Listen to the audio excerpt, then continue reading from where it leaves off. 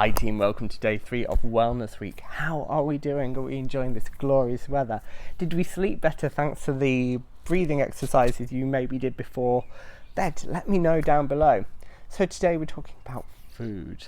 Food can bring us joy, it can bring us closer to people. We celebrate with food, so it's a really important part of our health and well-being. So let's just delve straight in and let's talk about diets. So diets are generally faddy, over-restrictive and lead to weight gain. The statistics behind it tend to show that people who go on radical diets or maybe fad diets, their weight, yes, initially drops, but then they put their weight back on and then some. So as you can see over time, if you keep doing these fad diets, you're gradually over time going to end up way heavier than when you even started just eating normally. Okay, so diets can often lead to eating disorders and a poor relationship with food. I constantly encounter people who have a really extreme relationship with food. Food can be good or bad. Let's just strip that away. Food is food. Some, yes, are better for us than others, but we can't over restrict because it's not going to be sustainable. It's going to set us up to fail. So what can we do?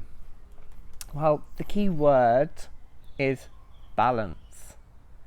The best diet for you right now is going to be something that includes the foods you love whilst maintaining good health through plenty of fruits, vegetables, good fats and proteins, okay? So you can't completely strip chocolate out of your life if you love chocolate. It's not going to be sustainable. So you have to find a way to include those foods in a way that helps you to maintain a lifestyle and weight that you're happy with.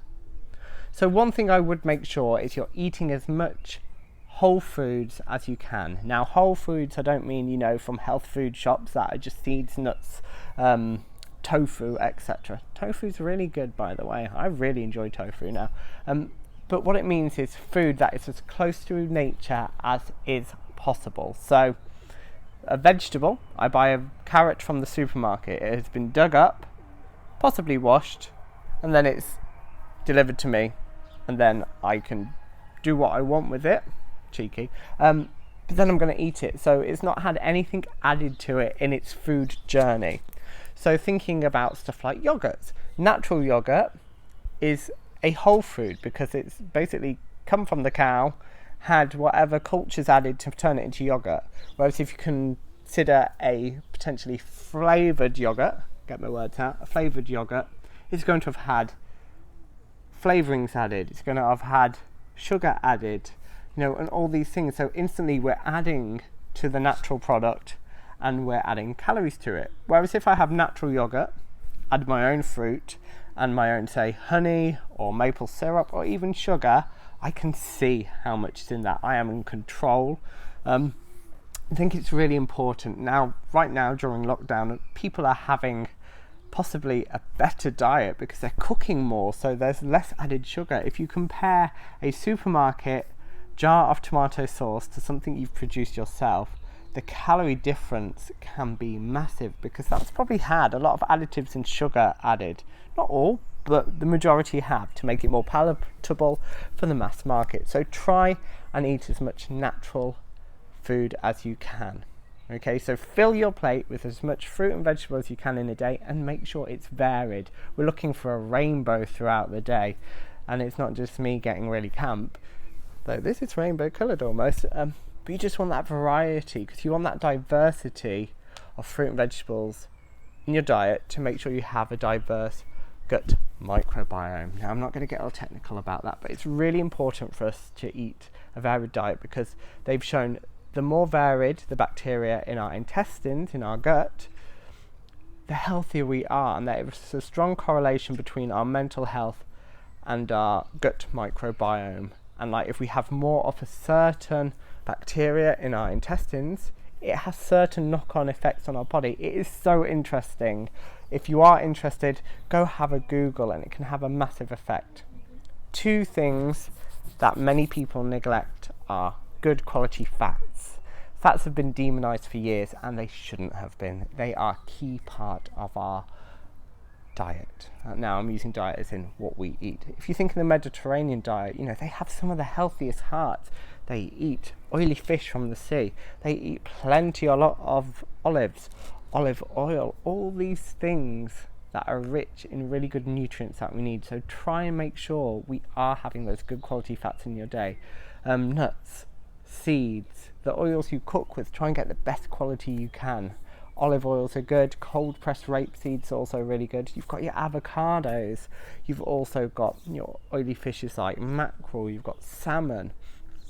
So much. Just try and get that into your week once or twice at least.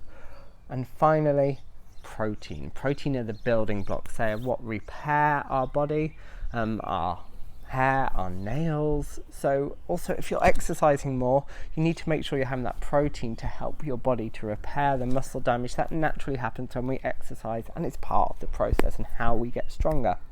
Now, fats and proteins, they create a feeling of satiety. That basically means you're going to feel fuller for longer. So making sure you have them, preferably at each meal, especially when you're getting older, it's really going to help. Okay? So let's limit the processed foods. Now, sometimes, maybe once a week you are going to have a treat. But as long as you've got the really good underpinning of a nice varied diet, rich in fruit, vegetables, good fats and proteins, that's not going to have that big an effect, that treat meal.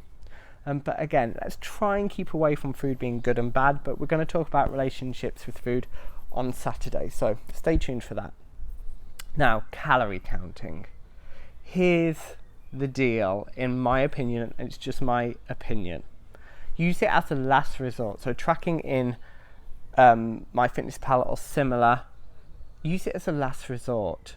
First, let's try and look at your daily and weekly eating and see, well, actually, could I strip something out? Maybe you have 2 sugars in your tea. Maybe take one of the sugars out and wean yourself off that. Maybe you have a biscuit with a cup of tea twice a day. Well, maybe make that once. And these simple steps first are possibly going to be more sustainable than going straight to calorie counting daily, because it's time consuming, it can cause stress, people can become obsessive. So let's try first and up our fruit and vegetable intake, and therefore we'll be fuller and not wanting these extra things that we're potentially snacking on in the day. Now, I would be conscious, and one area that I think we all need to be more aware of is the calories in alcohol. Alcohol has the second highest calorie density after fat. So fats per gram, you get 9 calories per gram of fat.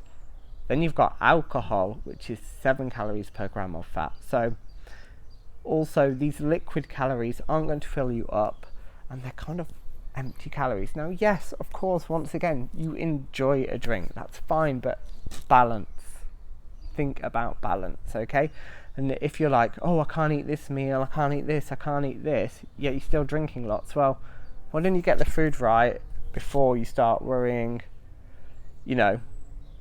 before you start taking foods out? Maybe you could cut down on your drinking a little bit, then you'll be instantly consuming less calories. So, takeaway points. Let's not be over restrictive. Let's create something sustainable, achievable, that feeds both your body as well as your soul. We all know how amazing it feels to have that food we love when we're just chilling out. An ice cream on a hot day is a beautiful thing. It's an amazing thing that should be enjoyed, not demonized. You shouldn't beat yourself up over it. And if you are beating yourself up over certain things, we need to address that, but also just don't do the behavior, because no one needs that negativity in their life. So just go out there, do your best. Good enough is sometimes enough. Just take the tips I've given today and try and put them into practice. More of those whole foods, more of those good fats, lots of protein. 3 good quality balanced meals a day are going to be the fundamental underpinning of your perfect diet. Anyway, team, Have a fab Wednesday. Go enjoy the sunshine, and I will see you again tomorrow. If you do have any questions, please let me know. And also don't forget to let me know your thoughts below. Bye team, have a good day.